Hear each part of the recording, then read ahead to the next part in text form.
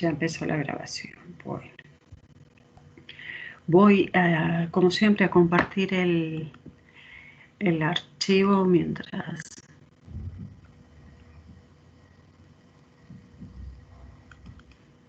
Las diapositivas siempre se las comparto por este medio.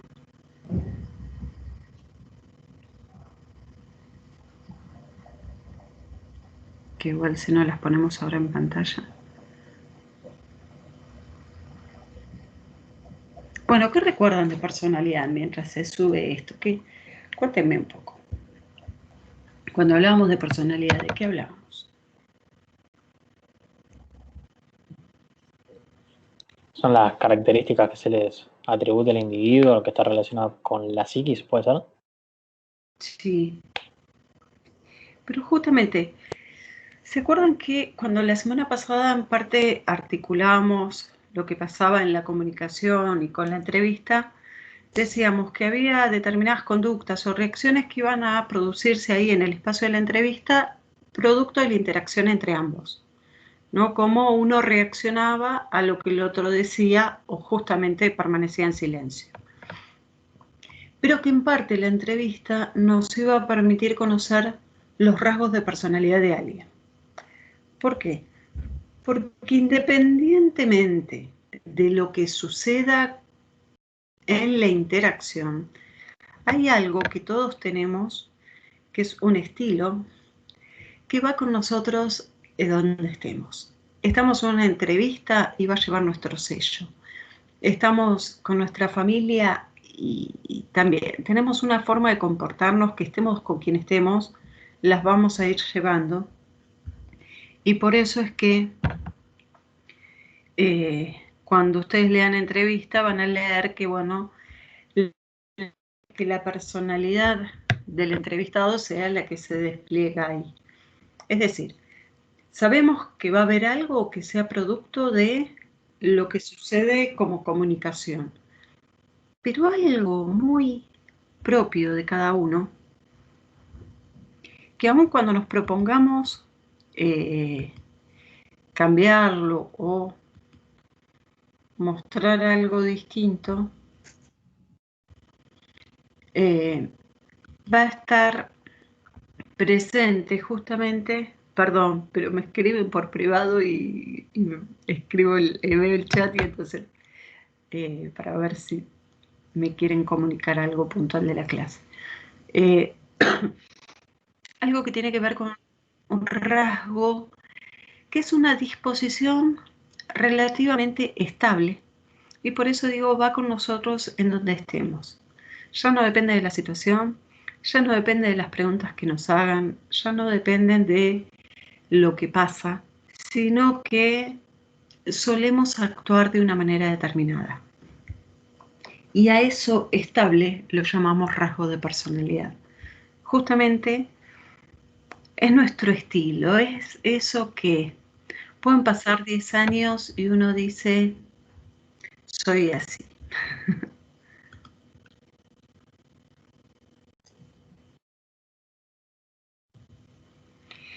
En parte Solot capítulo 1 y gran parte Peter Gray capítulo 15.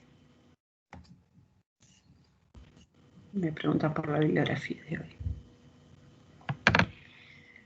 De Solot. ¿Cómo?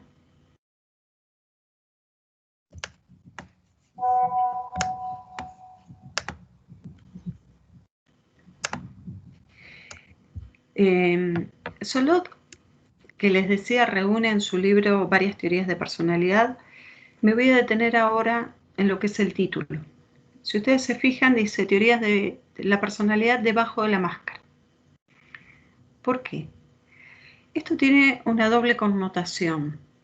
Máscara, no por impostura, sino por eso que se ve, eso manifiesto, eso que recién decía, por lo cual nos reconocemos siendo nosotros mismos, y eso es nuestra personalidad. Lo que pasa es que podemos en algunas teorías quedarnos con la descripción de esto observable o algunas inferencias que podemos hacer a partir de lo que observamos, mientras que otras teorías apuntan más a los mecanismos que están por debajo. que sea una máscara a veces supone que aun cuando uno tiene un estilo, pueda ir cambiando algo en diversas situaciones. Y digo cambiando algo porque es esperable que no me comporte del mismo modo con alguien que tengo mucha confianza que con un extraño.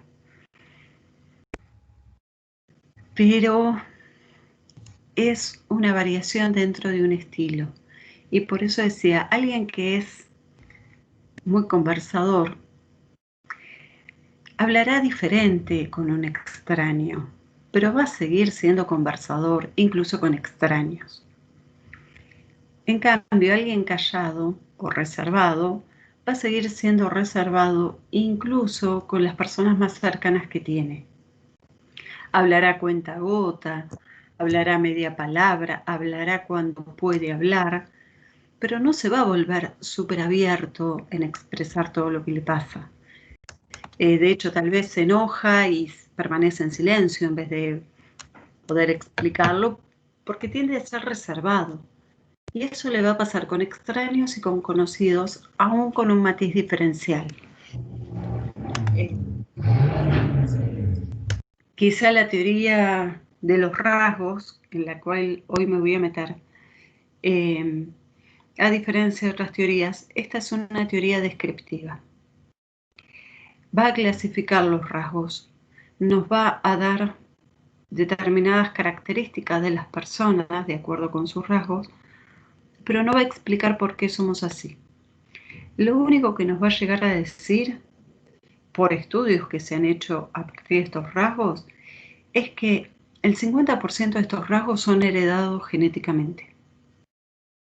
Es decir, que si hay en la familia ciertas similitudes, vieron que a veces pasa, en mi familia somos todos, ¿no? Y van marcando como en más de una generación hay un rasgo que los caracteriza. Y no es asombroso porque el 50% de los rasgos los heredamos. Esto se ha investigado en esos estudios que les he comentado alguna vez de los gemelos idénticos, esos que fueron separados al nacer, al no convivir en el mismo hogar, es donde uno puede notar donde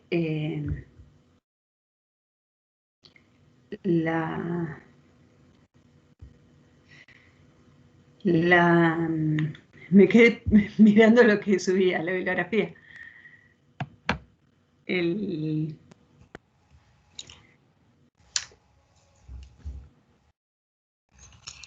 Sí, lo subí así ya todos se ubican en dónde estamos. Y el que figura 5, que es el 15. Bandura, ese después lo vamos a ver. Sí. Ahora empiezo con el que dice 2, solo de otros. Pero la teoría de los rasgos está en el 15 de Peter Gray. Ah, creo que me confundí. Figura como rasgos de personalidad. A ver. Ese es pesadito porque está sacado de foto.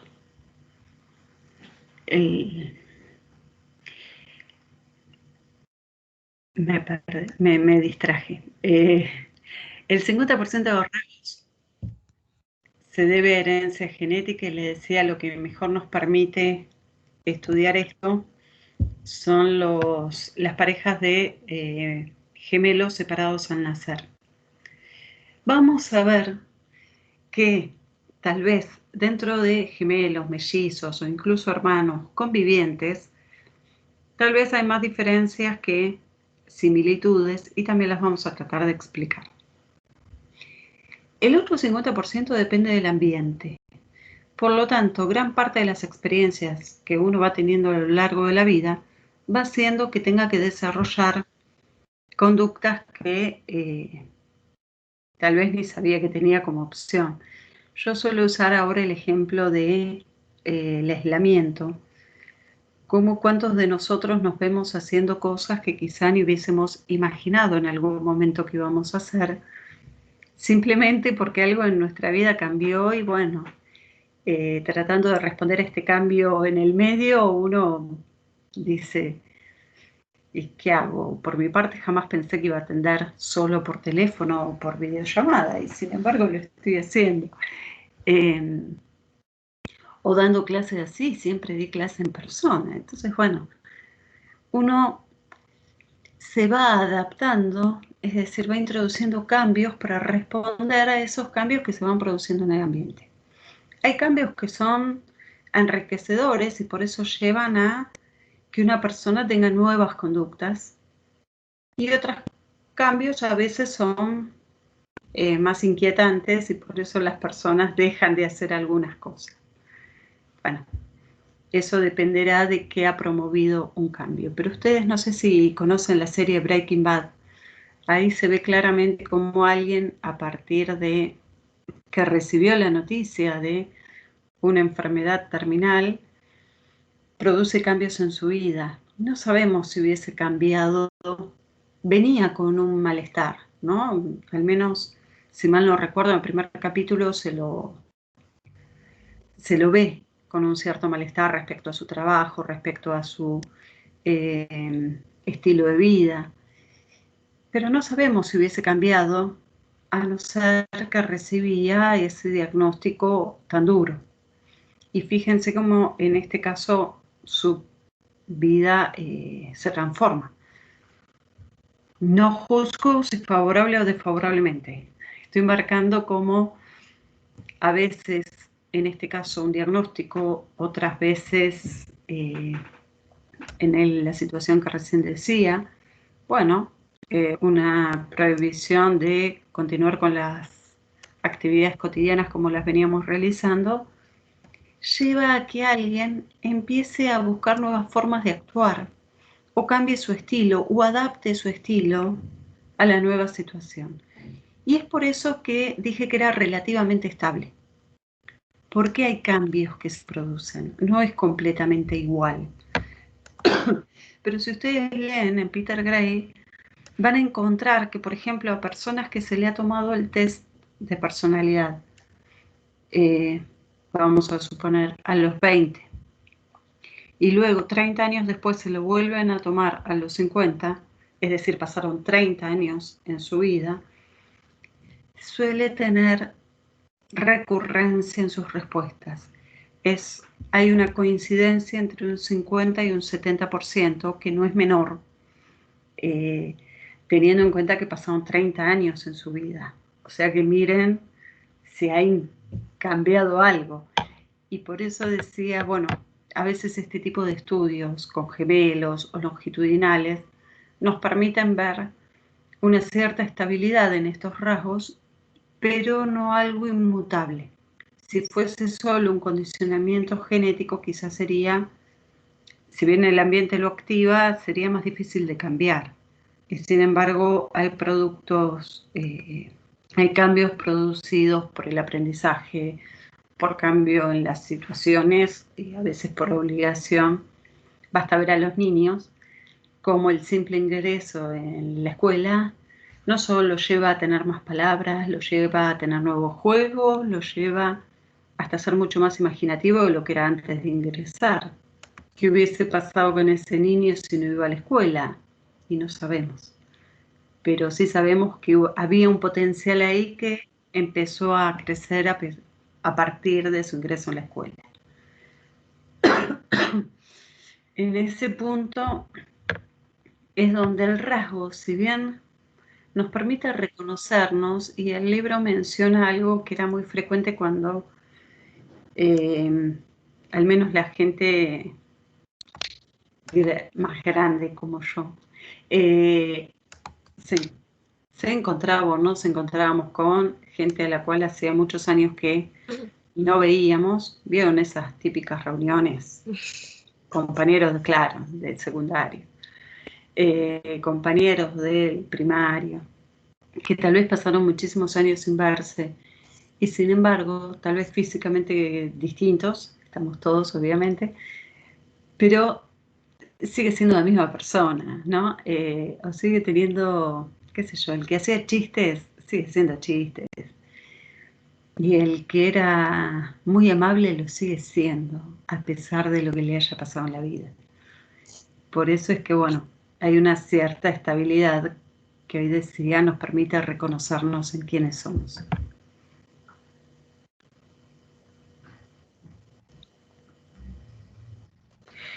No, en realidad, claro, una compañera me avisó que no estaba vinculado. Yo estaba subido, pero nunca lo había vinculado al curso. Y me hizo saber que no lo tenía. Y ayer me anoticié que no estaba vinculado. Pero sí, este es el de Peter Gray que les pasé recién en la diapositiva. Hay diferentes teorías de los rasgos. Yo me voy a meter con una que quizás es la que más reconocimiento tiene. Ha sido validada, comprobada y por eso tiene un cierto recorrido, sobre todo en lo que es el ámbito organizacional. Se utiliza mucho para correlación con puestos de trabajo, que es la teoría de los 5 grandes. Si ustedes se fijan, uno de los pioneros que estudiaba la personalidad, Alport, se dedicó a buscar en el diccionario palabras que describiesen rasgos de personalidad y encontró como 18.000. Todos estos rasgos, o sea, es lo mismo decir amigable que decir amistoso, que decir cordial. Y bueno, todo esto, para no dejarlo en una opinión, se fue sometiendo a correlaciones para ir justamente viendo cuánto algunos conceptos remitían al mismo rasgo. Y así, mediante análisis factoriales y correlaciones, se fue simplificando en uno de los modelos que es el de Cattell, que sigue siendo bastante reconocido, de 16 rasgos de personalidad, y el que vamos a ver más famoso, y casi creo que no hay manual de psicología que no lo tenga incluido, que es el de los 5 grandes, que justamente a partir de todos estos análisis, en los cuales no me voy a detener, pero sí les quiero decir que no fue una cuestión antojadiza, sino que se investigó, se trató de analizar sistemáticamente estos datos, por eso decía estadísticamente con correlaciones y bueno, encontrar hasta qué punto había coincidencia, hasta llegar a armar 5 dimensiones para explicar la personalidad. 5 dimensiones que a su vez tienen 6 subfases, porque cada una de las fases quizá nos va a dar este matiz o este estilo que hace que puede haber varias personas silenciosas, pero no todas son iguales. Algunas son más reflexivas, otras son más miedosas. Entonces, bueno, todos tienen algo en común, que quizá les cuesta más la interacción con las personas, pero para establecer también estas diferencias es que vamos a tener subfases que nos van a ir como profundizando las características específicas de esta persona dentro de una población. Ese ruido es un mail, no digo nada. El problema con... se ha armado un cuestionario, el NEOPI 3 creo es, el de los 5 grandes. Yo después les voy a pasar un link donde ustedes pueden hacer un test armado en relación a este modelo de los 5 grandes. Es mucho más sintético, no tiene tantos reactivos, tantos enunciados, pero sí nos sirve como ejemplo para que, bueno, ¿qué pasa? Si ustedes lo responden, que puedan entender esto que les estoy transmitiendo teóricamente. No hace falta después que nos comenten los resultados, es para que ustedes tengan la experiencia personal por este test. Pero si no quieren, no lo hacen, obviamente. Es más, si quieren, mientan para ver, claro, porque este es un problema que tenemos con este tipo de pruebas cuando suponen que la persona reporte una descripción de sí misma. Para que nos arroje un resultado, qué sé yo, para decir, no quiero utilizar la palabra confiable, pero certero, necesitamos que la persona sea sincera. Y a veces, si está en el ámbito organizacional, porque está pasando una prueba de selección, y es esperable que mienta. Lo que pasa es que si miente, no nos sirve. A veces lo que se puede hacer es combinar, que si alguien conoce a esta persona, más allá de que la persona responda por sí misma, otro responda como ve a esta persona. Y bueno, las coincidencias van a hacer que el resultado sea un poco más exacto, al menos para reflejar el estilo del que nos interesa evaluar. Y si no, lo tendremos que combinar con otro tipo de pruebas. Porque justamente las afirmaciones que se van a dar son muy simples. O sea que la persona, por ejemplo, si alguien necesita ayuda, me molesta tener que dejar de hacer lo que estaba haciendo.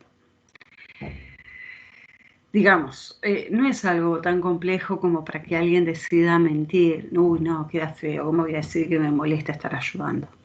Pero a nosotros nos sirve porque hay personas que justamente priorizan el interés individual antes que ayudar a otros. Y ese es su estilo. Y si no es muy colaborador y yo lo quiero poner en un grupo, y estaría bueno saberlo. Pero también es cierto que si alguien está pasando por un proceso de selección, diga, no, queda feo, yo voy a poner, no, siempre ayudo. Lo que pasa es que después no nos sirve el resultado. Por eso decía, las afirmaciones no son confusas, bastante claras, pero bueno, la gente puede poner, no estoy de acuerdo, o bueno, a veces estoy de acuerdo, ¿no? Se responde en una escala de 1 a 5 entre muy de acuerdo y muy en desacuerdo, pero aun cuando ubique el punto medio, tal vez no está reflejando la verdad, sino que está diciendo lo que supone que esperamos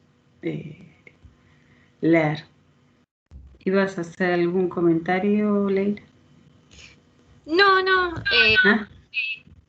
que, o sea, el modelo de los 5 grandes se usa mucho en lo que es investigación. Siempre se lo cruza con otras variables, las que se les ocurra. Hace poco había visto una tesis que era los 5 grandes y asertividad sexual, por ejemplo. O sea, se puede hacer estudios de un montón de cosas para que vean lo conocido que es el modelo, ¿no? O sea,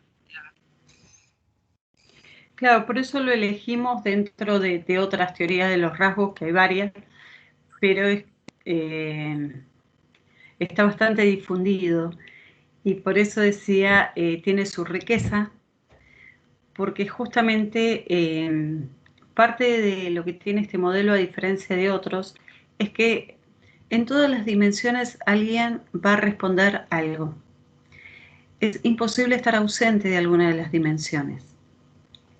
A diferencia de otros que quizás son excluyentes, en este caso, como una dimensión va a abordar cuánto a alguien le agradan las novedades o cuánto a alguien prefiere lo conocido.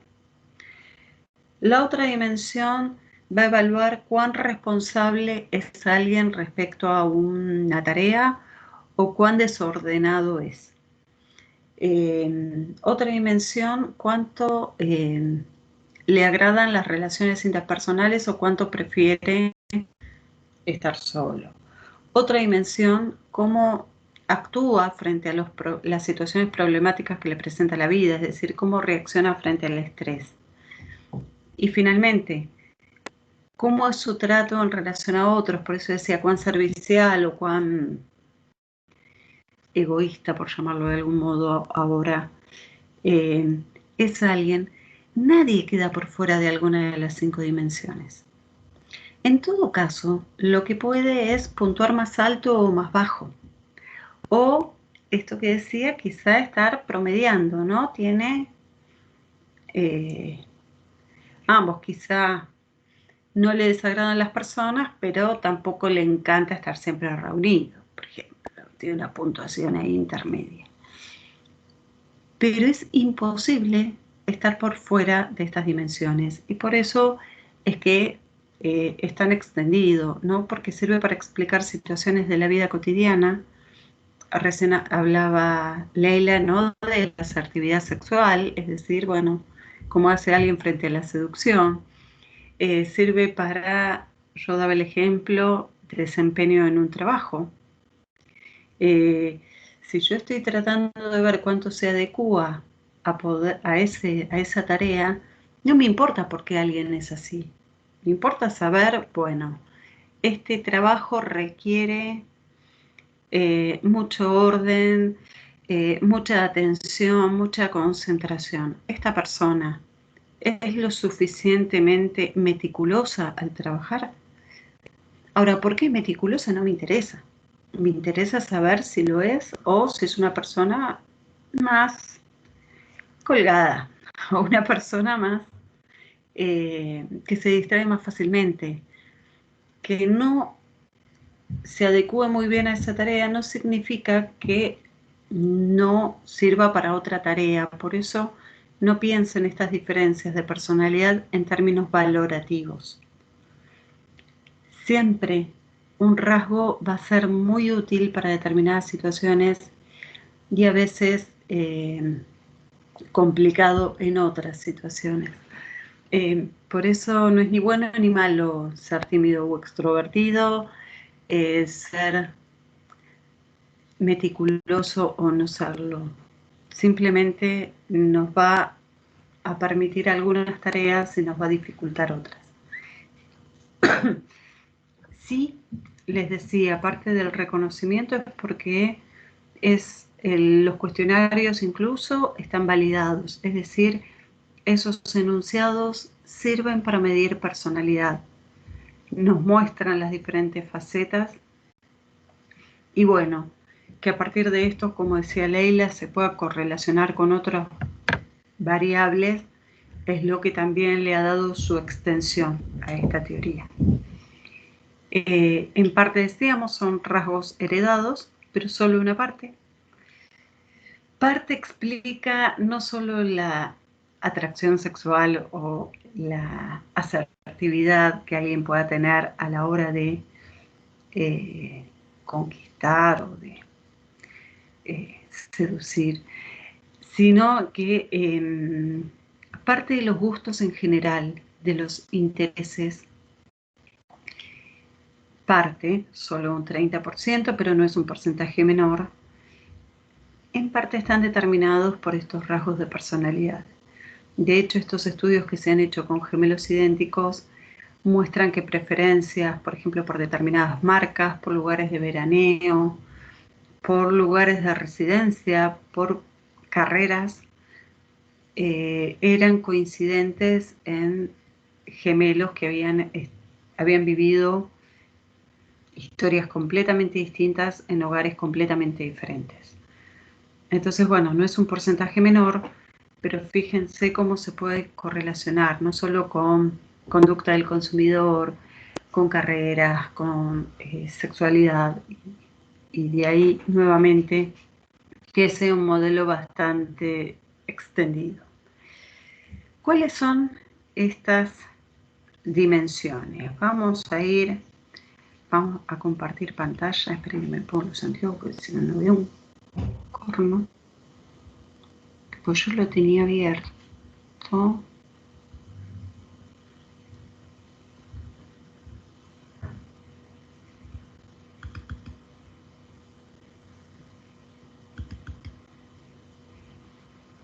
Ahí se ve. La diapositiva no se ve. No se ve. Están viendo. Se ve la pantalla. Se ve la pantalla, sí. Desordenada. ¿Qué hice? Ah, porque... Esperen. ¿Abriste el Power? Ahí. No.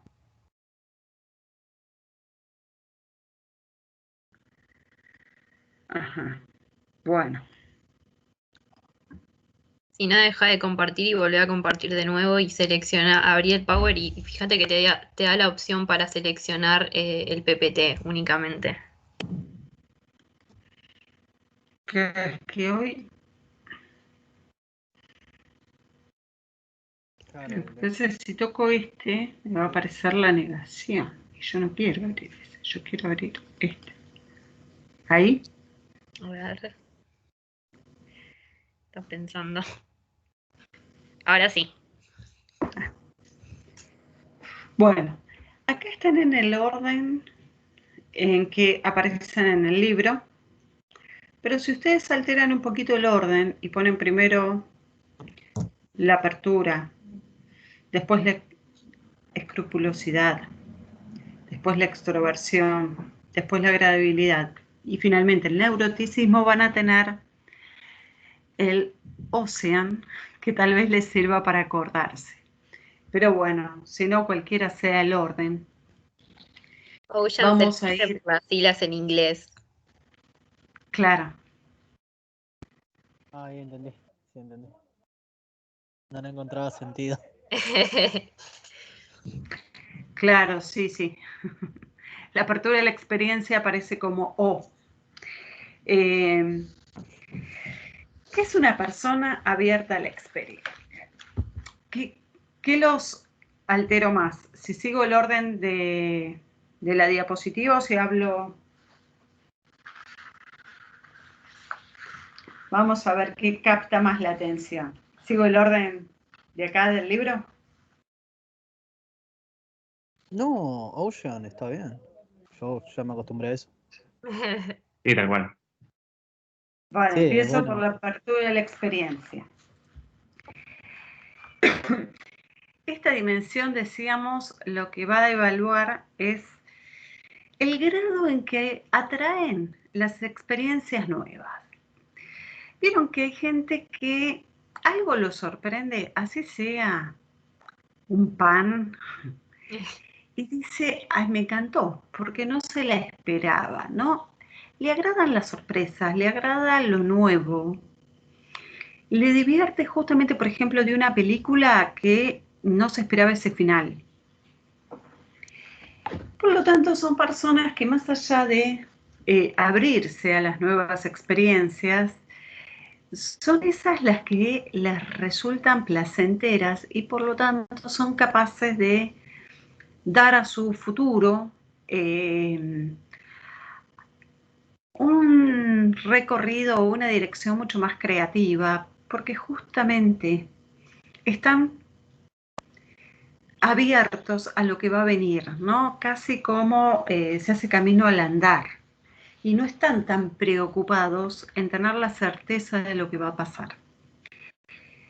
Ustedes ven acá que hay 6 campos, porque justamente no todo el mundo es igual de abierto en todas las áreas.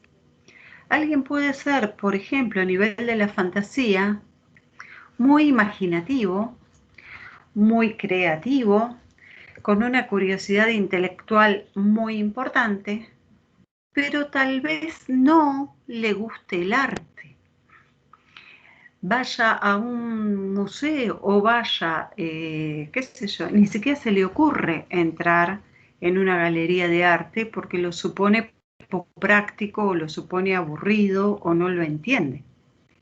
Y hay gente que ve algo que aún no entendiéndolo, queda fascinado y dice, ¿y esto? Y empieza a averiguar que el autor y el movimiento artístico al que pertenece, ¿no? Y tal vez no se le ocurre a la persona producir una obra de arte, pero sí le da curiosidad saber qué pasaba en el momento de la vida en este caso, el pintor, pero puede ser el músico, ¿no? Y todo eso le despierta mucha curiosidad y quiere saber, justamente porque no lo entiende, y le quiere saber. Y tal vez no es tan creativo, o sea, tal vez no produce una idea innovadora, pero sí ve una obra de arte y le encanta. Hay otras personas que no. Y por eso, por ejemplo, que alguien sea muy abierto imaginativamente, muy fantasioso, tal vez le guste más o menos el arte, pero tal vez siente algo distinto y ya se asusta. No, no se quiere conectar mucho con lo que siente, le cuesta sentir algo diferente y por eso siente un cosquilleo en el estómago y ya qué me está pasando acá. Tal vez es muy arriesgado en otro aspecto, ¿no? Pero no necesariamente a nivel sentimiento. Yo a veces lo utilizo al creador de Apple, Steve Jobs, porque me sirve para ver cómo una persona tan creativa como para la innovación que hizo en términos de tecnología, pero al menos por lo que uno escucha, a nivel sentimientos no era tan abierto. Y bueno, fíjense que apertura no le faltaba. Ideas súper brillantes, incluso aun cuando a veces no funcionaron, y sin embargo, eso no implica que le guste el arte o que se conecte mucho con sus sentimientos. Por eso es que esta subfase nos va mostrando cómo una persona puede ser, le pueden atraer las novedades, pero no todo lo nuevo le atrae. Le puede atraer en un área y no en otra. La gente abierta, por ejemplo, en valores, es gente más desprejuiciada y por eso quizá en momentos como los actuales, ¿no? Donde se cuestionan muchas veces valores tradicionales que se vienen durante décadas reificando, ¿no? y transmitiendo y hoy se están cuestionando, hay gente que le da mucha curiosidad y quiere escuchar y se mete en todo tipo de debates, pero simplemente para escuchar las nuevas posiciones, y otros se aferran a la tradición y no se cierran frente a los cambios, ¿no? Y tal vez hasta son más prejuiciosos y generan más estereotipos, y tal vez en otro aspecto son muy abiertos. Por eso, si bien alguien con apertura no va a ser completamente cerrado en otra área, pero lo que les quiero significar con esto de las dimensiones es que no necesariamente alguien abierto es totalmente abierto. Puede tener una mente más abierta y generarle curiosidad de esto, y otras veces puede ser más a nivel de la acción, no de emprender acciones raras. Ayer escuchaba de un hombre que se había lanzado en globo. Primero se había elevado, como decirle, era casi a la altura de los aviones, a 9.000 metros, en globos. Después soltó los globos, abrió su paracaídas y se lanzó. Cayó muy bien, pero digamos, no cualquiera es tan arriesgado de hacer esas acciones. Vamos a ver que hay gente que, por ejemplo, en la mediana edad, es decir, 30, 40 o 50 años, decide hacer un cambio a nivel de la profesión y un cambio radical en su profesión. Y bueno, justamente produce acciones más riesgosas que quizá otros. Y otros son más imaginativos, más fantaseadores. De ahí que dentro de la gente abierta vamos a tener diferencias, ¿no? De estilo. Justamente, algunos aparecerán como más transgresores respecto a la rutina. Vieron que hay gente que se aburre de comer todos los días lo mismo, de hacer todos los días lo mismo. Por eso a veces son los que inician acciones o los que lideran en los grupos, vamos a hacer tal cosa, porque en realidad eso que los sorprende, sea una palabra, sea un lugar distinto, se van de vacaciones a un lado y si bien lo disfrutaron un montón, ya están imaginando a qué nuevo lugar podrían conocer. mientras que otras personas, quizá en el extremo opuesto, más cerrados a la experiencia o más resistentes al cambio, disfrutan, por ejemplo, de lo conocido. Y por eso les gustó un lugar y ya están planeando volver al año siguiente al mismo lugar y, si pueden, al mismo hospedaje y en lo posible a comer la misma comida. O ven una película 50 veces. O son fieles a una marca, ¿no? Porque si me gustó, ¿para qué voy a probar otra? Te dicen. Y bueno, pero no sé, fíjate que hay una... No, esta me gusta. Y ahí quedan. Por eso no solo son más tradicionales respecto a los valores, sino que también sus elecciones son más en la línea de lo conocido, de lo que les es familiar. La rutina, no les digo que los divierte, pero les sienta una zona de confort, cosa que a una persona abierta le aburre. Hacer 2 veces lo mismo, figurita repetida. No sé si a ustedes se les ocurre algo, si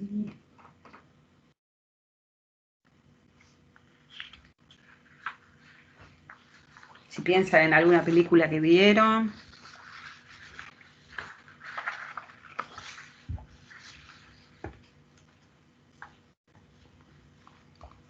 ¿Con qué trabajo suponen o tareas suponen que se desempeñan bien las personas con apertura? Piloto de pruebas. Por ejemplo, ¿sí? Un Sí, astronauta. sí. Un astronauta también. Astronauta, sí, por supuesto, sí. Me imagino toda profesión que requiera arriesgar la vida. Es una apertura en acciones, pero, qué sé yo, vos Más que nada, pensá, no. tareas más Más, creativas que tal vez incluya apertura en ideas o en imaginación, Un no CEO, arriesgás tanto la vida. un CEO, Sí, bueno, puede ser sí, sí. gente que se cambie de su área completamente. Claro. Por ejemplo, conozco gente que trabajaba en un call center, se recibió de otra carrera y se fue a esa carrera. Y es totalmente diferente. Claro, vos fíjate que ese riesgo no cualquiera lo hace.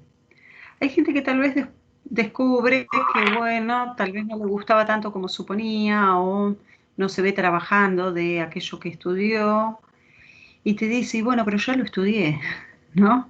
Y entonces, ¿cómo va a tirar todo eso abajo? Y hay gente que dice, bueno, lo estudié, ahora esa fue una etapa de mi vida, ahora inicio otra. Sí, hoy por hoy se nota mucho en este periodo de aislamiento, como gente que tuvo que cerrar su negocio, por ejemplo. Voy a apagar la cámara porque me dice que mi red está causando problemas. Les decía que ahora en época de aislamiento hay gente que tuvo que tal vez cerrar su negocio y se está reinventando. Y uno escucha, pero cambios. La vez pasada le hacían la nota a alguien que trabajaba en una empresa metalúrgica y estaba ahora aprendiendo a cocinar y estaba vendiendo pastas. Y uno dice, nada que ver. Bueno, pero no cualquiera se piensa desde otro lugar, ¿no? Porque imaginen que es cambiar, es mirar la realidad, pero desde otro lugar. Y por eso supone mucha creatividad.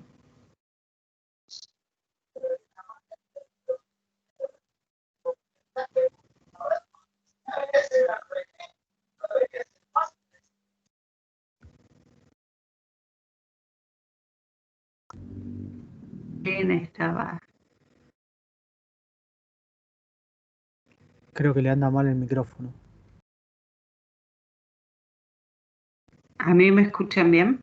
Sí, sí, a usted sí, profesor. Fíjense, por ejemplo, los que trabajan en publicidad, los que trabajan en cine también requieren de mucha fantasía, de mucha imaginación, porque justamente a veces hacer de una situación cotidiana algo atractivo. Y entonces, bueno, como parte de la estética, ¿no? De todo lo que tiene que ver con la producción artística, de inventar algo lindo con algo simple de la vida cotidiana, como ser, qué sé yo, tengo que promover el consumo de verduras. Entonces, ¿cómo hago para que la gente coma más verdura? Bueno, así hasta donde sé se creó Popeye con la espinaca. Y fíjense cómo a alguien se le ocurrió que a través de un dibujito y un personaje que cobraba fuerza con la espinaca, bueno, se podía promover el consumo de verduras. Y no se le ocurre a cualquier persona. Y por eso es que tal vez no, cuando yo dije carreras, es porque hay carreras donde, bueno, la creatividad se nota mucho más, pero creo que en toda área de la vida se nota justamente cómo alguien puede incluso de una casa, ¿vieron? Cuando alguien se muda, sea que alquila algo o se compra algo, y la ve y puede, tal vez es un caos de casa, a veces una casa deshabitada que está toda sucia, y se puede imaginar un lugar hermosísimo, y otros ven la misma casa y dicen, yo no lo puedo ver. Y bueno, eso tiene que ver con una cierta apertura que te permita ver una misma realidad, en este caso la casa, desde otro lugar. Y por eso tal vez es verdad que alguien que dirige requiere una cierta apertura, pero también alguien cuando está, qué sé yo, tiene que cocinar y tiene la mitad de los productos. Los niños muchas veces cuando quieren jugar a algo o no tienen la cantidad de jugadores que quieren o no tienen todas las herramientas que quieren, tienen que empezar a... Su curiosidad intelectual los lleva a crear, y por eso decía, hay un punto que podemos ser más abiertos en forma innata y otra que a veces horas de juego llevó a que empezar a construir y a producir, o a pintar, o a cantar, o a... Vieron que hay gente que no sabe una canción y la inventa, inventa la letra. Bueno, no cualquiera tiene esas habilidades. Improvisar. ¿Cuánta gente se anima, por ejemplo, a producir a través de una obra de teatro algo como para expresar lo que siente? Después en su vida tal vez hace una vida más tranqui. Pero Profe, bueno, se permite... estaba pensando justo en esto de improvisar en los actores. En varias oportunidades tuve la posibilidad de ver al grupo este que se llama Improcrash, que la verdad que el nivel de apertura que tienen estas personas a la hora de escuchar distintas ideas, valores, incluso hasta de empresas que los contratan y les dan un guión para que, o distintas ideas así salpicadas para que construyan ideas, me parece de una creatividad y una apertura a lo nuevo y a lo desconocido que, nada, me parece como una gran imagen de lo que estás explicando. Por eso decía que a veces es difícil si uno piensa solo en una carrera, porque tal vez el actor de cine que tiene un guión o que puede armar una escena y filmarla varias veces, y es distinto al de teatro, o es distinto a ese actor independiente que, como vos decís, lo contratan y le dicen queremos esto y este es el público, fíjate lo que haces. Y bueno, hoy por hoy todas las adaptaciones que están haciendo los músicos, los actores, como para poder, los que hacen ilusionismo, para montar un escenario y atraer al público, no cualquiera lo puede hacer. Y por eso decía, bueno, evidentemente hay una apertura que, bueno, no se encierra en lo conocido y familiar, sino que pueda reinventarse. Y bueno, hay otra gente que necesita la rutina y que ahí funciona bien. Y por eso es que hay gente, recién mencionaba, una persona que trabaja en call center. No cualquiera soporta trabajar en un call center, ¿no? Porque es un trabajo muy supervisado, tenés horarios muy reducidos, no solo para las llamadas, sino para los intervalos entre una llamada y otra, para los recreos, Y bueno, hay gente que se puede adaptar muy bien y lo soporta, y hay gente que trabaja ahí un tiempo y mientras trabaja está buscando otros lugares porque no lo puede soportar. Y por eso decía, no es ni bueno ni malo, pero bueno, tampoco queda limitado a una carrera, pero sí a tareas o profesiones o actividades que requieran de mucha creatividad, de flexibilidad, de innovación. Todo esto, recién mencionaba, no falta de prejuicio, pero al menos pocos prejuicios, cosa que le permita llegar a distinta gente, y por eso sí es importante en alguien que administra una organización, en alguien que lidera un grupo, que tenga una cierta apertura. Porque, bueno, puede liderar igual, si no, pero a veces lidera bien cuando alguien es muy rutinario, tal vez lidera bien en situaciones estables. Y en este contexto cambiante quizá le cuesta un poquito más. Pero Profe, sí. también no ocurre, por ejemplo, esas personas que se van del país a otro continente, no son de este estilo, más que nada. Sí.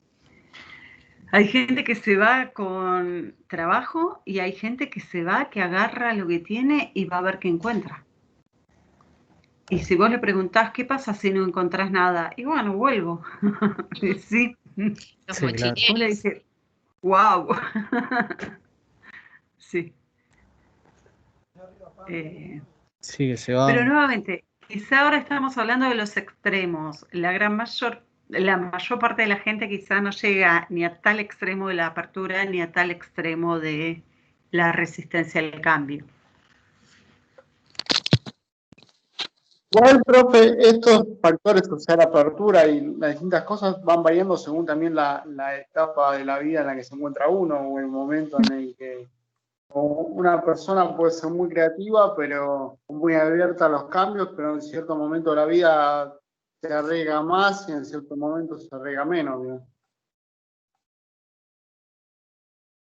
Sí, eso es verdad. Conforme uno va envejeciendo, se vuelve menos arriesgado. Sí, sí, sí.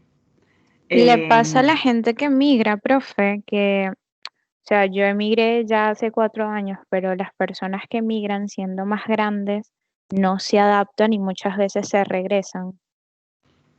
Claro, porque son muchos cambios. En realidad, el choque cultural siempre, no sé si vos ya conocías acá Argentina antes de No. vivir, pero bueno, no es lo mismo conocer un lugar siendo turista que venir a instalarte.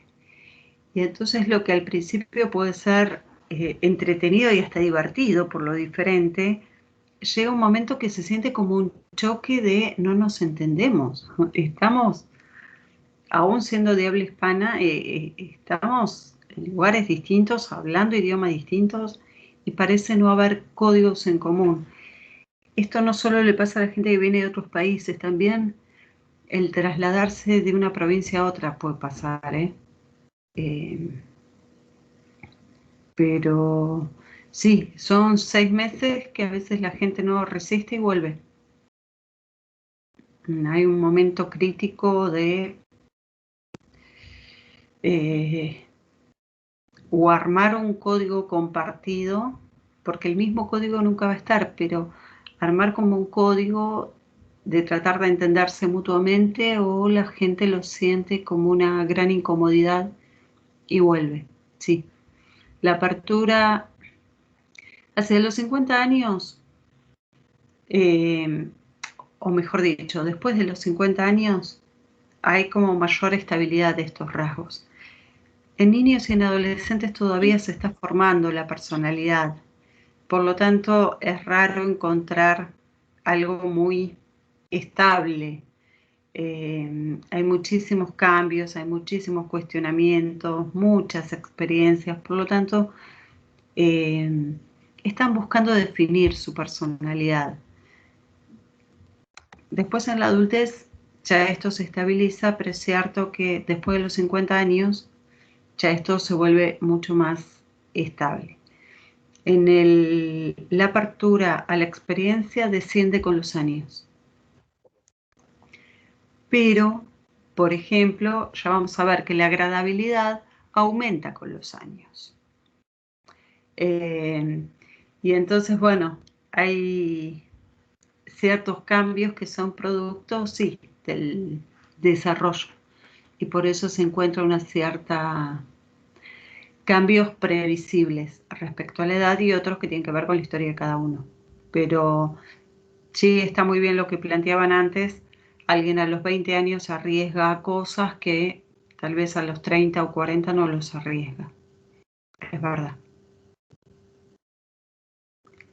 Pero no vamos a negar que hay gente que a los 40 años produce estos vuelcos, ¿no? De traslado de un país a otro, de cambio a nivel de trabajo, de cambio a nivel de pareja o en cualquier aspecto de su vida. Sí, sí. Paso a la escrupulosidad. Puse ahí planificador, lo podemos tomar como responsabilidad, lo podemos tomar como meticulosidad, lo podemos tomar como autocontrol.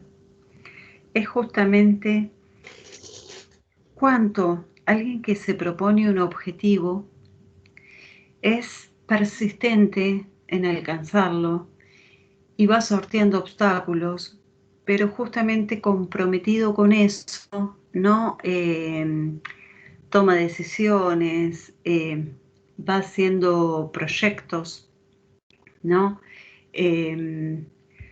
Deliberativo en tanto no solo pensante, sino por eso decía, en términos de motivación, puede buscar alternativas pero sin abandonar su lucha. Y por eso tanta persistencia o planificación hacen que sean personas confiables, al menos en este extremo más meticuloso. Tienen un gran motivo del logro y por eso la planificación que hacen y el tomar las decisiones justamente con un cierto criterio.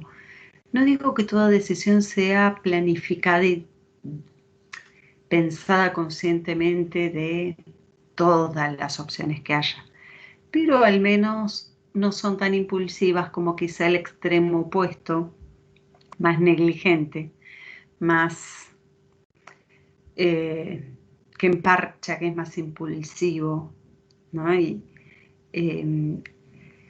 las personas meticulosas justamente, ¿por qué se vuelven confiables? Porque si se comprometieron a hacer algo, se sabe que van a continuar aún a pesar de los obstáculos. Por lo tanto, aparecen como más concentrados, aparecen comprometidos, aparecen reflexivos.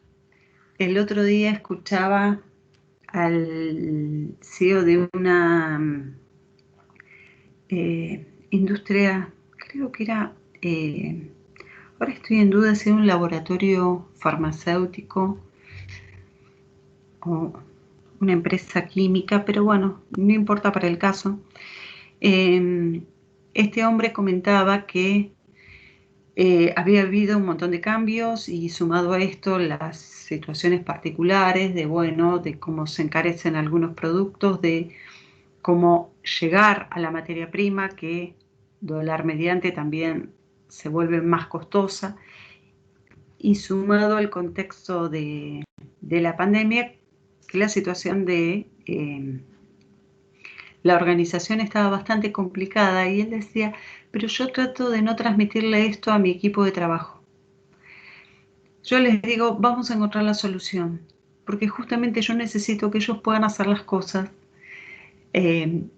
A mí me cuesta dormir, comentaba él, ¿no? Y comentaba las dificultades que tenía en su cabeza respecto a tener que tomar decisiones que sabía que involucraba a mucha gente, pero no quería transmitir esta preocupación. Ahí uno podría pensar que justamente no es errado esto que él planteaba de no quiero transmitir la preocupación, porque justamente no son los empleados en todo caso quienes pudiesen tomar ese tipo de decisiones, pero sí él los necesitaba como colaboradores, como su mano derecha, que pudieran estar concentrados en su propio trabajo, para él despreocuparse de lo del trabajo y estar concentrado en esta planificación, ¿no? De al menos un mediano plazo y cómo readaptarse a esta nueva situación. Y es ahí donde uno puede pensar que aun cuando no llegue a la mejor decisión, porque eso uno lo sabe después de que ve los resultados, pero sí él intentaba pensar, intentaba justamente comprometerse con esa que era su responsabilidad, que era planificar el trabajo de todo el equipo. Y en ese punto, justamente el logro de este objetivo es lo que guía su conducta, y por eso dice, bueno, yo necesito que ellos no estén preocupados para que pueda delegarles ese trabajo a ellos y que ellos sigan trabajando bien, porque sería una preocupación que los afectaría innecesariamente. En ese punto, fíjense cómo, si bien es meticuloso, en tanto intenta poner un orden, no es el extremo de lo que uno podría llamar un trastorno obsesivo. Recién les decía, alguien demasiado abierto puede llegar a ubicarse en situaciones hasta en extremo peligrosas. Recién alguien daba el ejemplo de un riesgo de vida. Una persona muy meticulosa también puede perder tiempo innecesariamente ordenando detalles que son improductivos. Por eso es que acá estamos tratando de ver los rasgos en la vida normal de las personas, porque a veces esto puede conducir a trastornos y ahí no está bueno, porque alguien extremadamente meticuloso va a estar poniendo el detalle, por ejemplo, en cómo están ubicados los cubiertos en la cocina, y tal vez no cambie mucho la vida si están más o menos ordenados, pero sí es importante que le ponga detalles a las consecuencias que va a tener una decisión, por ejemplo, en el trabajo. De ahí que hoy decía, bueno, que alguien meticuloso tenga alta puntuación, pero no extrema puntuación, le permite también que a veces se relaje y sea desordenado en algunas cosas, ¿no? Y que pueda no estar tan pensante respecto a otras, y por eso decía, tal vez eso le permite delegar, porque no va a estar supervisando absolutamente todo lo que se hace. Hay personas que no pueden perder el control, y de ahí esto se vuelve más un trastorno que algo operativo en su vida. ¿Se entiende la diferencia? Sí, que uno es meticuloso y la otra persona tiene un trastorno. Claro, ya es obsesiva. Ya. Claro. Pero fíjense que la persona obsesiva, el tiempo que pierde creo que acá hemos hablado, gente obsesiva con la limpieza que tal vez está 8 horas de su vida limpiando, no de su vida, de su día. Entonces, está bárbaro la higiene, está bárbaro el orden, pero de ahí a 8 horas del día limpiando, ya es un exceso. Por eso decía, termina siendo una pérdida de tiempo. Es que el que no lo sufre, yo creo que el que no lo sufre lo ve como una pérdida de tiempo, pero el que lo padece justamente no puede seguir su día sin estar esas 8 horas limpiando. Sí, no quito que hay un padecimiento ahí, de ningún modo quito el sufrimiento, pero marco la diferencia de lo que sería una meticulosidad y una planificación normal que te permite... ¿Cómo? A tener un trastorno. Claro, un trastorno que ya como la palabra lo dice, te afecta a la vida cotidiana. Por eso digo, es una inversión de energía y de tiempo que le estás restando otras cosas.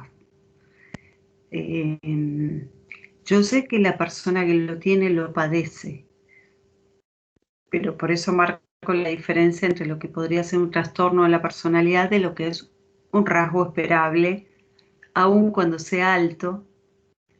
Qué sé yo a veces admiro a las personas ordenadas, realmente las admiro. Y a veces veo a algunas personas cuando iba al supermercado, que ahora no voy, pero cuando iba al supermercado, había gente que hasta para poner las cosas cuando sacaba el changuito, las ponía en un orden que parecía que estaba embalando, claro, una valija para un viaje.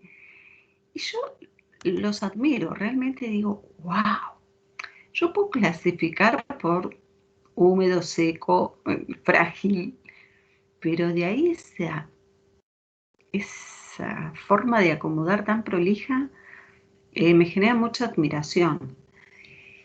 Y ahí es donde decía los rasgos. Esa persona que ordena así la bolsa del supermercado, posiblemente si uno ve su auto, si lo tiene igual de ordenado. Si uno ve su oficina, si la tiene, es igual de ordenada, y el escritorio de su máquina es igual de ordenado. Bueno, los que no somos tan ordenados van a ver lo van a ver en la diapositiva, lo van a ver en el escritorio, lo van a ver en todos los ámbitos, porque justamente por eso decía, es un rasgo, uno lo lleva. Ahora, la persona ordenada, no en exceso, es esto, ordena la bolsa del supermercado, pero mientras está en el supermercado, no se queda 4 horas en la caja del supermercado acomodando. Por eso no ve limitada su vida cotidiana. Es su estilo, es ordenada, disciplinada. Uy, me refui. Son personas que, por ejemplo, a nivel laboral, estudiantil, de formación, de capacitación, suelen tener bastante éxito, justamente por esta persistencia y por esta disciplina que antes decía. Más allá del orden, justamente como aquello que los motiva es tener el logro de eso que se propusieron, y parte de la energía está en sortear los obstáculos que se van presentando. De ahí que son personas que suelen ser exitosas en lo que hagan, en aquello que se capaciten, independientemente de cuál sea la tarea.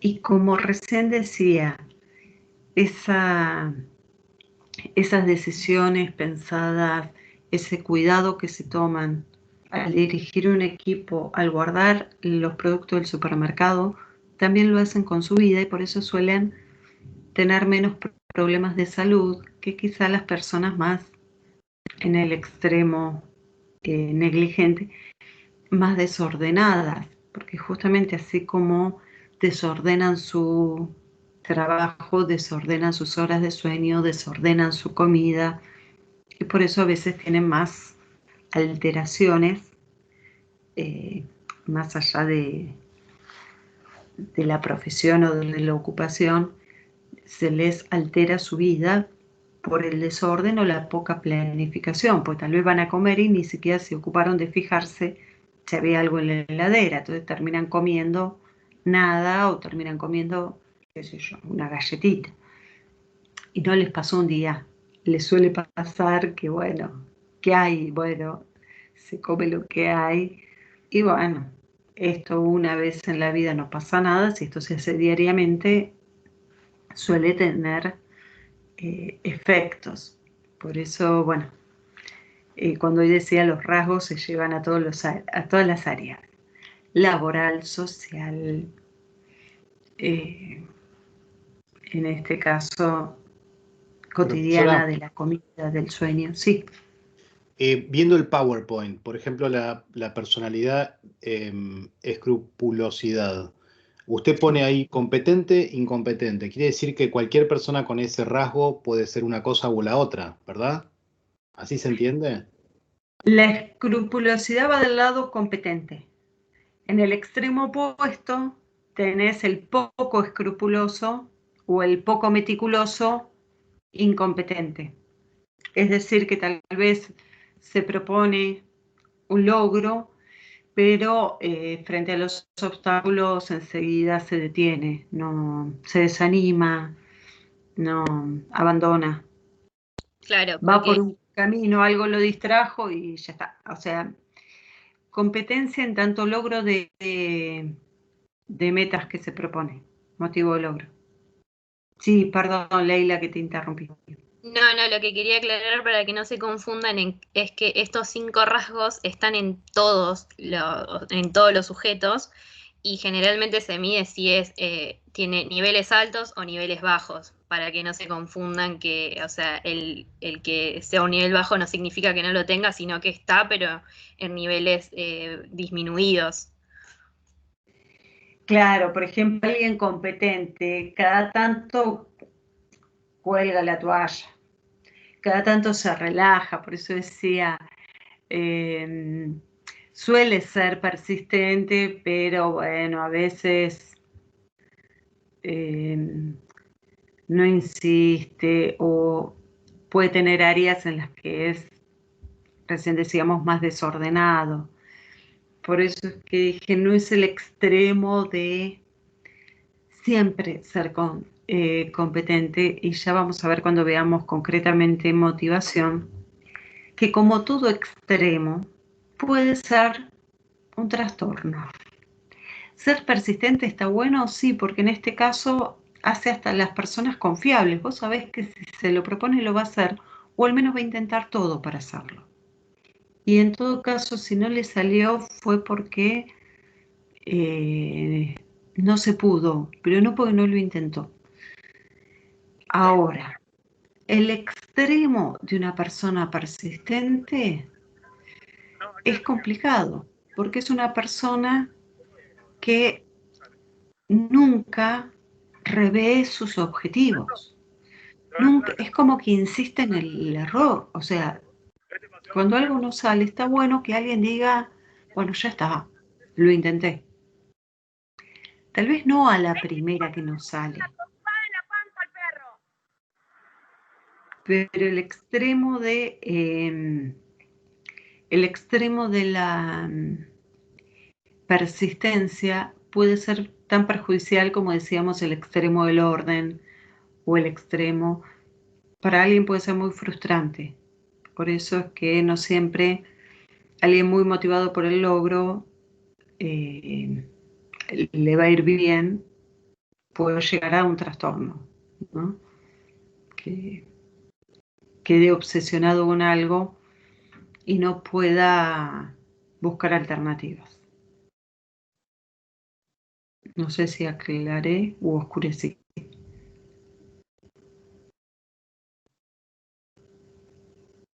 A mí me aclaró. Sí, yo cuando les puse los dos fue por el extremo opuesto, por eso decía, nadie es ni del todo uno ni del todo lo otro, en el mejor de los casos. Y si ustedes, por eso después les doy el test, si ustedes se encuentran con mucho de cada cosa porque tienen 60%, por ejemplo, de competencia, pero, no sé, 80 de orden, pero 40 de consciente en sus deberes, ¿no? Y todo esto no es malo, van a ver, y por eso el ejercicio en parte que les doy con el test, van a ver cómo cuando se despliegan todas las características, sigue siendo virtuoso, que a veces, en el caso de esta dimensión, no seamos tan pensantes, porque nos hace un poco más flexible, nos hace un poco más relajados, o nos puede hacer un poco más adaptables a algunos cambios, que alguien que necesita demasiada planificación, a veces los cambios abruptos le generan un bloqueo. Qué sé yo, a veces pasa con esto de la insistencia, por ejemplo, en los contextos cambiantes en algunas empresas familiares. El otro día miraba una película que era sobre McDonald's, ahora no recuerdo el nombre. Es una película en Netflix. La de la creación. Hambre de poder. Hambre de poder, sí, muy buena la película. Ahí se ve cómo los primitivos dueños, ¿no? Los hermanos McDonald's, como frente a las sugerencias de introducir cambios, estaban por un lado cerrados a los cambios, no aferrados a, bueno, pero toda la familia lo ha hecho siempre así, aun cuando esto le traía pérdidas, aun cuando esto no les permitiese crecer, y que bueno, toda decisión que se tomaba querían concentrarla a ellos, ¿no? Y no podían en parte delegar. Y bueno, nos sirve para ver cómo a veces esto, lejos de ayudar, a veces puede llegar a ser algo perjudicial. Por eso está bueno que alguien tenga diferentes conductas, diferentes repertorios, como para a veces no tomar todas las decisiones pensadas y arriesgar o permitirse un cierto desorden sin que haya un descontrol, ¿no? Relajarse un poco respecto a la disciplina no implica ser un indisciplinado, pero sí, bueno, vemos quizá en el otro de los personajes, parte de los cambios que le proponía tenían muchas veces que ver con riesgos, pero también con, y bueno, desarmemos algo, improvisemos a ver qué pasa y después vemos los resultados. Y bueno, en este caso bastante resistente los hermanos, pero suele pasar en muchas organizaciones familiares que se planifica más o menos siempre sobre lo mismo. Y a veces, bueno, hay herramientas que cuando cambian el contexto pudieron haber sido útiles en algún momento, pero hoy parecen no encajar. Entonces es como si dijésemos la puerta queda abierta o la ventana no cierra bien. Deja de probar con esa misma cinta porque no va a cerrar. Busca otra herramienta, busca otra forma de cerrarla. Y bueno,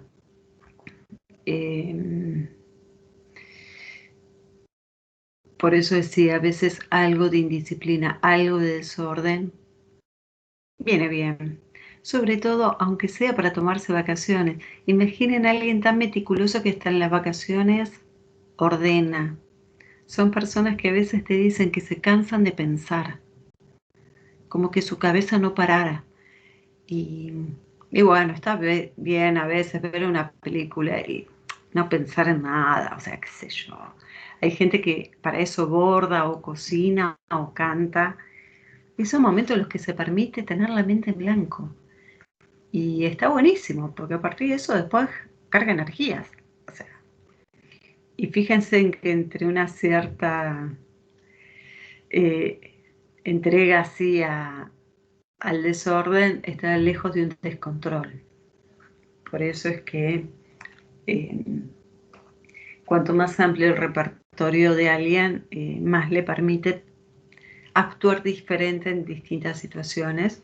Y otras veces los vemos actuando igual de vacaciones, trabajando, al acomodar un cajón de cubiertos o al tomar una decisión grande como ser comprar una casa. Y bueno, de ahí que está buena la variación. Justamente lo que los puede llevar al éxito de estas personas más meticulosas también los puede llevar a, como estos hermanos McDonald's, a ser más inflexibles, ¿no? Y a veces cuando el contexto cambia a ser tan inflexible, los lleva a situaciones complicadas, no necesariamente a la quiebra, pero sí a perder cuando podrían estar mejor. Bueno, hasta acá vamos. Sí, perfecto, profe. Sí, profe. Me meto con la extroversión. Las personas extrovertidas tienen una particular energía, es decir, son personas con más energía que quizá los introvertidos, y esa energía en parte la canalizan con los demás. Lo que pasa es que el estar rodeado de los demás también los recarga de energía, y por eso van a ver que son bastante activos más que contemplativos, ¿no? Tienen como una energía que también hace que las personas se les acerquen, porque justamente en algún punto contagian. Suelen tener emociones positivas y fíjense que están acá porque ya vamos a ver que en algunos casos, como son la apertura de la experiencia o buena agradabilidad, que hay menos emociones negativas, no necesariamente implica la presencia de emociones positivas, que quizás es algo que caracteriza la extroversión. Emociones positivas, entiéndase alegría, entiéndase orgullo, y por eso el orgullo en parte tiene que ver con esto asertivo, ¿no? Con esto más afirmado y no tan dubitativo, tan cuestionado. Esto hace que más allá de lo que ellos se propongan, la gente los ubique como líderes, ¿no? Y los siga. ¿Vieron esos que en la fiesta no pasan inadvertidos porque hablan con todo el mundo? Son los populares, son los que todo el mundo conoce y donde llega la gente sabe quién es, pero no porque se propongan captar la atención del mundo. Y por eso digo, hay algo en su agrado de estar con otros que en parte hace que también la gente se les acerque, y por eso quizá alguien no sabe el nombre de nadie de los presentes de una fiesta y de ellos los conoce todo el mundo. Ah, ¿conoces? Sí, lo conozco, sí, todo el mundo lo conoce y no se sabe ni por qué. Les decía, son personas activas y por eso emprenden acciones, y esto hace que tengan sus seguidores, por eso suelen liderar muy bien, afirman más que dudan, les resulta muy agradable estar rodeado de personas y hoy por hoy la están pasando muy mal. Los encuentros virtuales no suplen, y entonces son esos que van, que vuelvan los abrazos, que vuelvan, ¿no? Las reuniones. ¿Por qué? Porque necesitan algo de la presencia, de estar ahí, ¿no? Y por eso el abrazo, el chiste y el comentario, que puede ir a través de un llamado, de un intercambio así de remoto, pero que no es igual que en persona. Y por eso, bueno, hay algo que donde están, al menos su presencia es notada. Son personas que conversan mucho, por eso estas acciones no solo son acciones de vamos a tal lado, juguemos a tal cosa. Vieron que hay siempre en el grupo o en la fiesta alguien que se anima a bailar y baila con todo el mundo y brinda con uno, brinda con otro, sino también muy conversadores.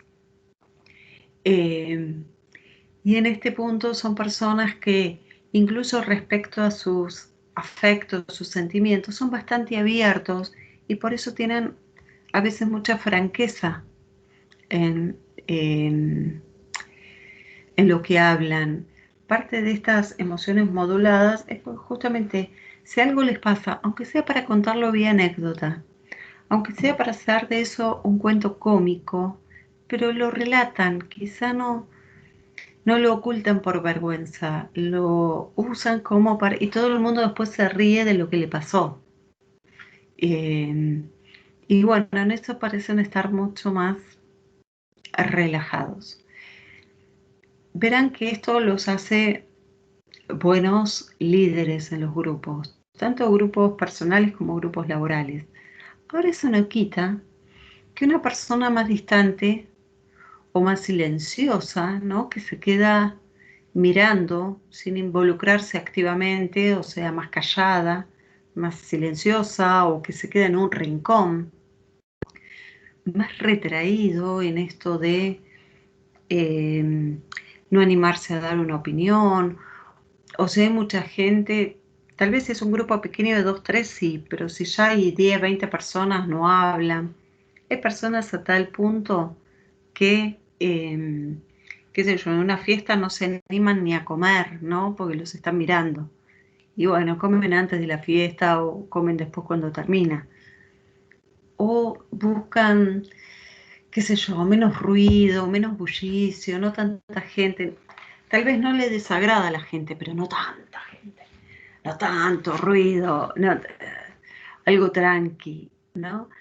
Y fíjense para los que estudian turismo y hotelería, cómo muchas veces estos rasgos determinan qué tipo de vacaciones buscan. Nosotros veíamos de la endorfina, lo veíamos solo disfrutando de la playa aislado, y hay gente que te describe las vacaciones así: ay, qué bueno, estar en una cabaña allá, que nadie te moleste. Y otro, por el contrario, te dice, no, voy a ir a tal lado donde hay vida a las 24 horas, ¿no? Y entonces no dormís nunca.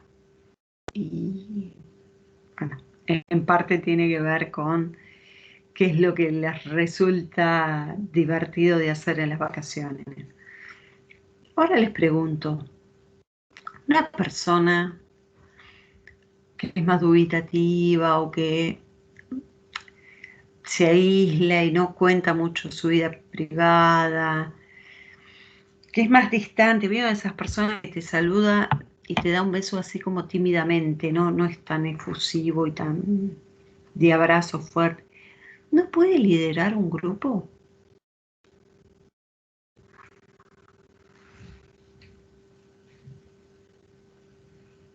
Si tiene el rol, sí.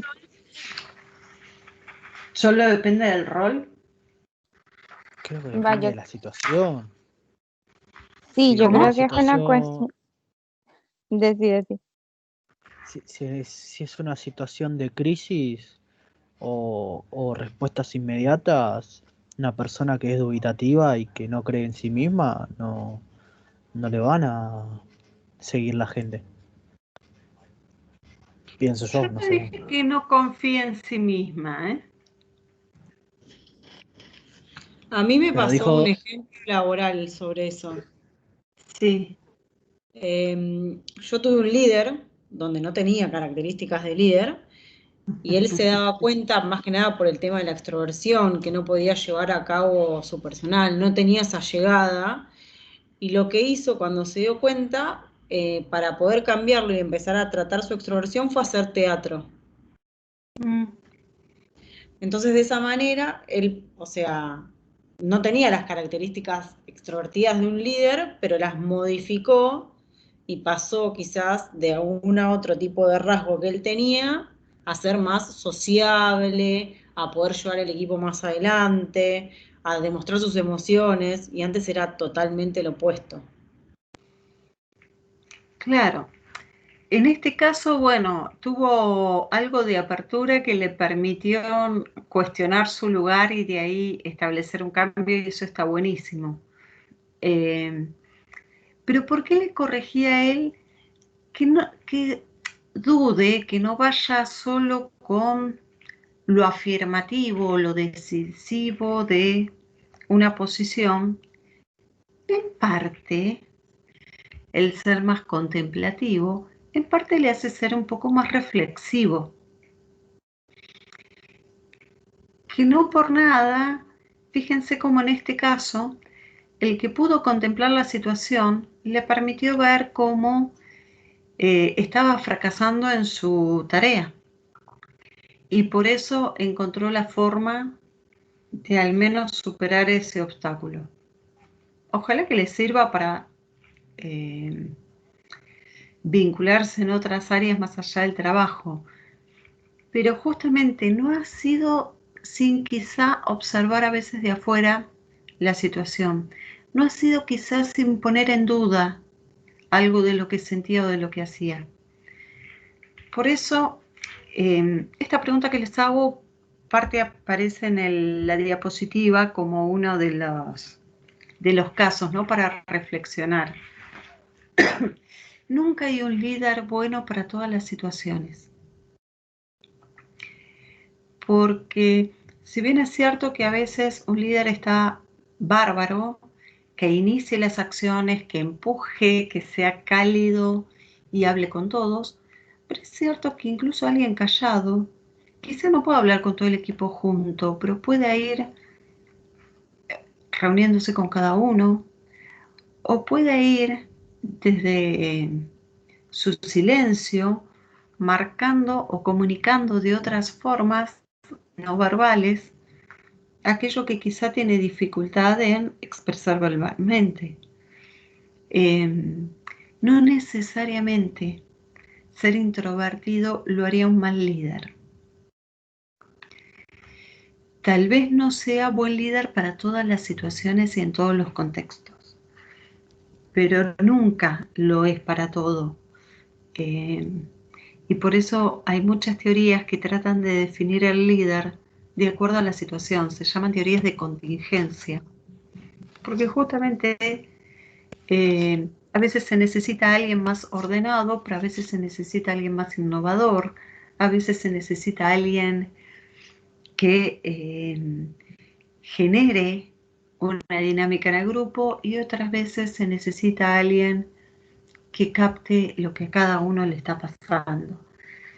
Y bueno, Profe, sí. también pasa que hay liderazgos también que se adaptan un poco al contexto y al expertise que tienen. Por ejemplo, no sé, pienso en la compañía en la que yo trabajo, hay líderes, no sé, en el área de finanzas que son súper, digamos, escrupulosos, o sea, tienen como ese rasgo mucho más visible, quizás a la hora de sociabilizar o de hacer presentaciones y esas cosas les cuesta mucho más eso, pero, no sé, hay líderes en publicidad o en marketing que son súper extrovertidos, pero quizás menos precisos. Claro.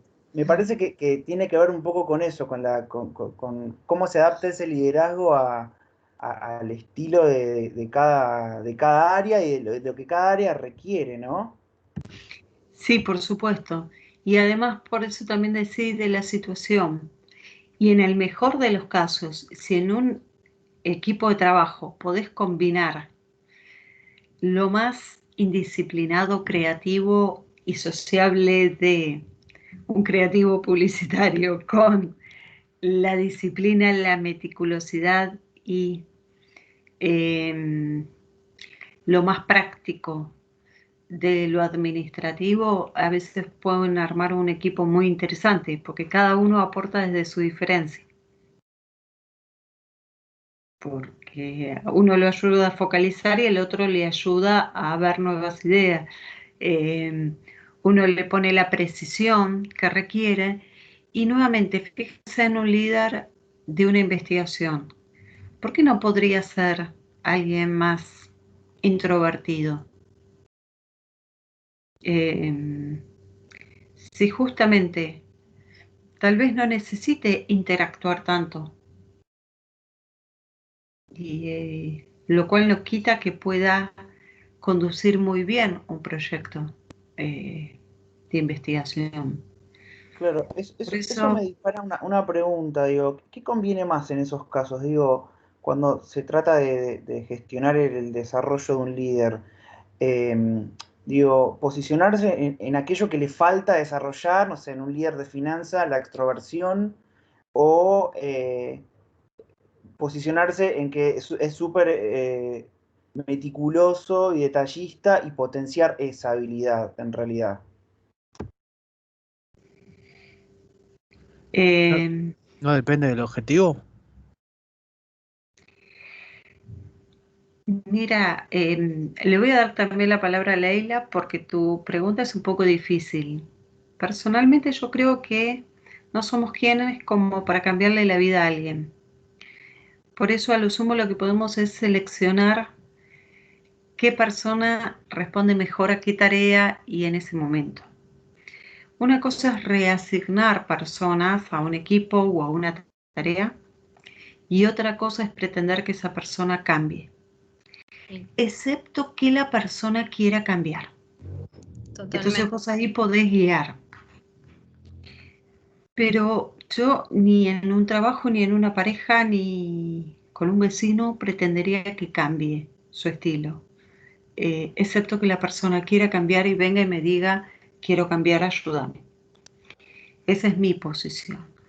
Ahora, respecto a la teoría, creo que hay otra parte en tu pregunta que tiene que ver con qué conviene, señalar lo que falta o destacar lo positivo. Por distintas teorías te voy a ir explicando que hoy por hoy hay una cultura más, al menos en nuestras sociedades, esto no lo haría extensivo a todas las culturas, pero en nuestra cultura de más fortalecer sus potencialidades más que de castigar o intentar modificar lo que no sale bien. Sino poner el foco en los aspectos positivos. Sí, totalmente. Y reforzarlos. Claro. Pero no, creo que eso de siempre se incentiva el cambio si la persona está de acuerdo, porque si vos intentás incentivar el cambio en una persona que quizás no ve esa... Me sale falla, pero no es falla lo que quiero decir. Forzar un cambio me parece que es bastante brusco para la persona porque generalmente es muy probable que no se lo tome bien, porque vos le estás marcando una falta o una carencia en algo que quizás no lo ve. Entonces es muy difícil cambiar algo si la persona no está dispuesta o si la persona no está enterada. Entonces, en ese sentido yo también estoy de acuerdo con Patricia. Me parece que sí hay que potenciar las habilidades y las destrezas que uno tenga, pero forzar algo me parece como muy invasivo para el sujeto. Claro, excepto que a veces sí, pero esto hay que planificarlo, por ejemplo, en el término de las organizaciones. Sí. Si uno quiere introducir cambios, pero por un cambio en la cultura, es decir, Paulatinos. ¿cómo? Que tienen que ser paulatinos y muy graduales, porque Claro. a mí me ha pasado de estar en un trabajo y que de un día para otro implementaron un cambio completamente brusco en la modalidad del trabajo y la mitad de los empleados terminaron renunciando. Entonces hay que ser muy cuidadoso con eso porque después de todo estamos tratando personas, aunque sea por fuera un consultorio, o sea, una organización funciona igual. Hay que tener mucho cuidado en ese sentido. Claro, por eso a eso iba. uno puede introducir cambios sin violentar cuando quiere hacer cambios a nivel organizacional. Justamente por esto que decía, bueno, cambia el contexto, hay que cambiar la forma de trabajar, pero hay que hacerlo de forma planificada y, como decía Leila, gradual. Porque lo primero que te vas a encontrar es la resistencia al cambio. Incluso cuando los cambios que vos propongas son favorables, no dejan de ser una imposición. Y por lo tanto la gente a la imposición puede resistir bastante. Y segundo, que justamente algo que viene haciendo 1, 2, 10, 20 años, no se lo puedes cambiar de un día para el otro sin que al menos la desorientes. Entonces tienen que estar, primero, planificados y segundo, graduales. Parte de esto la semana que viene, cuando veamos aprendizaje, lo vamos a ir profundizando. Prometo abarcar este tema. Pero respecto a lo que ya hace al estilo singular de alguien, yo puedo entrenar, por ejemplo, yo puedo hacer que alguien que estaba muy enfocado en sus habilidades técnicas como líder pueda, si tiene aptitudes, desarrollar sus habilidades interpersonales. Pero porque tal vez lo veo que cuando está en hora de almuerzo o cuando son los cumpleaños, le gusta y se divierte y le pasa bien, y bueno, que en todo caso quizá considera que las decisiones racionales en el trabajo son las mejores. Yo ahí puedo favorecer un desarrollo, pero de algo que ya está en la persona. Pero sin pretender cambiarle la personalidad a alguien, sin que ese alguien quiera el cambio, no. Eso ni siquiera con cualquiera, porque justamente le va a faltar el motivo que le dé la fuerza para el cambio. Que va a ser todo un esfuerzo salir de esa zona que conoce, excepto que tenga una gran apertura. Tiene una zona en la que se maneja y que eso le viene funcionando. Entonces, bueno, si la persona no quiere cambiar, por eso esa es la famosa pregunta, ¿líder alguien se hace o líder alguien es? Vos podés capacitar a alguien, pero algunas habilidades, algunas aptitudes tiene que tener. Profesora. Sí. Con respecto al liderazgo, ¿puede ser que haya aspectos culturales y aspectos coyunturales que hagan de un líder bueno o malo? Por ejemplo, sí. pensaba en Messi, en un deporte colectivo como el fútbol. A Messi en Argentina se lo identifica con un liderazgo malo, porque es introvertido. Pero quizás, no lo sé, esto no lo puedo comprobar, pero quizás en un país como, no sé, Alemania, un liderazgo como el de Messi sería aprobado. En Argentina buscamos a alguien que grite, quizás. Y con respecto a lo coyuntural, pensaba en Churchill y Chamberlain, ¿no? Que Churchill fue un buen líder para un momento determinado y quizás Chamberlain no lo era. No sé si se entiende la pregunta. Sí, perfectamente. Por eso es que decía que hay lo que se llaman las teorías de la contingencia. Toman en cuenta esto de cómo el líder es bueno o es adecuado, para no hablar en términos de bueno o malo, es efectivo o no, puede ser líder o quedará con un cargo formal pero no asumiendo ese rol, de acuerdo a la situación. A veces es el contexto y a veces, como vos decís, bueno, culturas. En parte hay una dinámica del grupo. Igual Messi acá en la selección, yo mucho no conozco de Messi. Sé que es, al menos en apariencia, algo más introvertido que extrovertido, porque de hecho se va alejando de las cámaras. Uno es bastante reservado con su vida privada. No hay mucho que él hable públicamente, ni crítica ni favorablemente. Cuando le hacen preguntas, responde con monosílabos. Pero es, si mal no recuerdo, es el capitán del equipo. No Sí, es sé, el capitán. particularmente si puede dirigir, al menos en el aspecto técnico, al equipo. Y no sabemos cómo es en lo privado del equipo, porque si uno escucha, Messi tiene sus amigos. Y de hecho ahora con esto que se hablaba de él, ¿no? De que se va de Barcelona a otro equipo, me parece que no era sin los amigos de él. Parte de lo que escuché también, la decisión la tomaba en función de su familia, ¿no? De dónde iban a ir los chicos a la escuela y todo esto. Una idea tan cerrado no es. Obviamente es más introvertido que extrovertido. Es hombre de pocas palabras, no cabe menor duda. Pero yo no sé si le falta actividad. Yo no sé si le falta ser asertivo.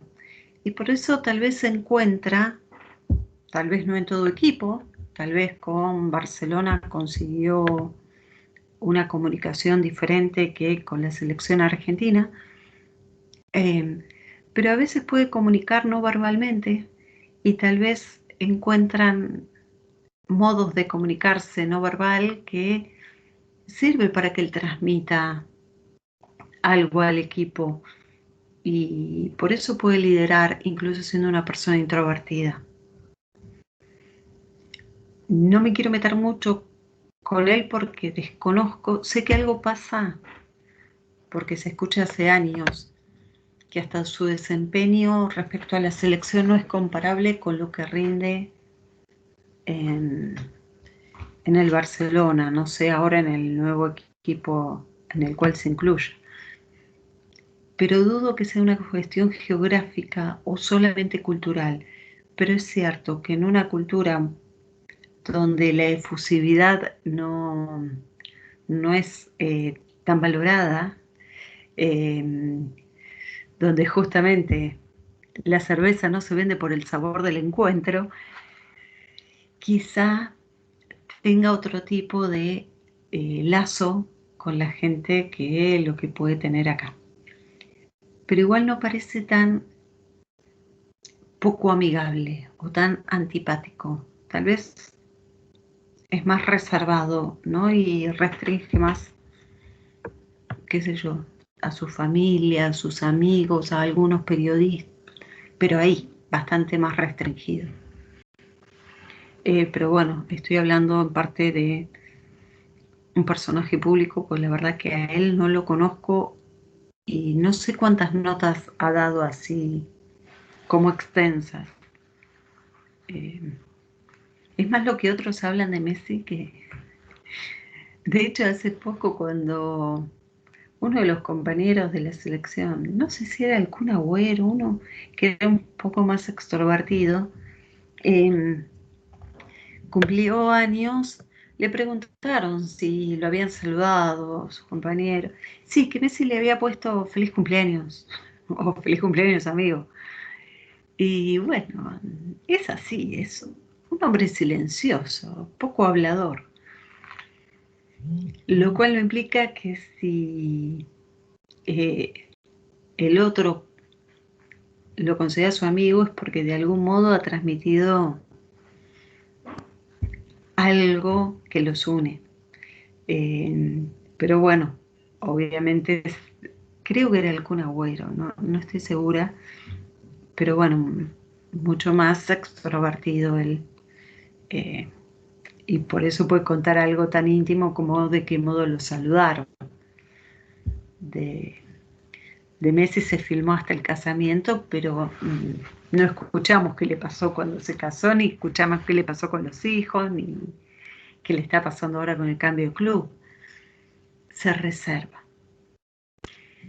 Fíjense que diferente, por ejemplo, al otro, Mascherano, que no sé si todavía está, pero bueno, mientras estuvo,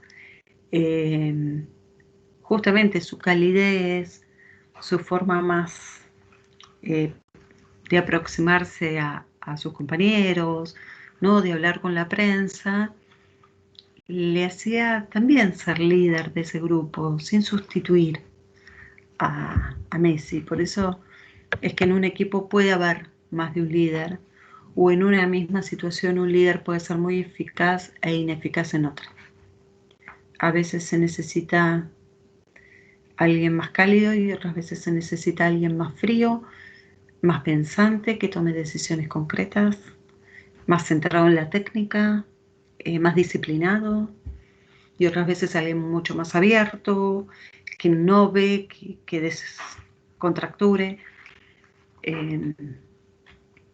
Y por eso, bueno, si se puede capacitar a un líder para que optimice todos los recursos que tiene o descubra más si no los tenía, pero su estilo no se lo podemos cambiar, o al menos no sería conveniente. Por eso lo recomendable es seleccionar al que mejor se adecúa en ese momento a ese puesto.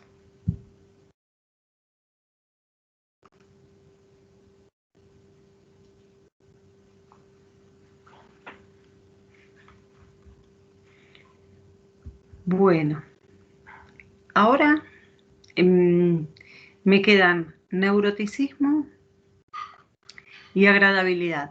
Pero les propongo hacer un corte. Bueno, les propongo siempre con mis propuestas, pero en parte por el horario, así no se nos hace tan extensa esta primera parte. Hacemos un corte ahora de Sony 27 hasta -10, si les parece, y ya continúo con esa parte.